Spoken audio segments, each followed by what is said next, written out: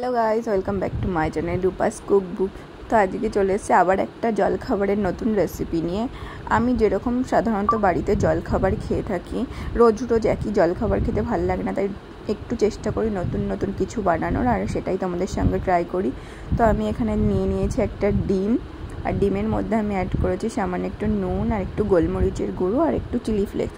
তোমরা চাইলে এর মধ্যে একটু মিল্কও অ্যাড করতে পারো। মিল্ক অ্যাড করলে ডিমটা একটু সফট হয় আর খেতে ভালো লাগে। তো আমার এখানে ডিমটা রেডি হয়ে গেছে। তারপর আমি এখানে একটা প্যান নিয়ে নিয়েছি, আর প্যানের মধ্যে আমি একটু সাদা রিফাইন্ড অয়েল ঢেলে দিলাম, আর তার মধ্যে আমি দিয়ে দিয়েছি ডিমটা। আর এখানে আমি নিয়ে নিয়েছি বাড়িতে আটা দিয়ে করে রাখা রুটিটাকে আমি ডিমের উপর দিয়ে ভালো করে এপাশ ওপাশ করে নাড়িয়ে নিয়েছি। আর এখানে আমি যে চামচ দিয়ে এটা দিচ্ছি, এটা তোমরা বলতে পারবে কি?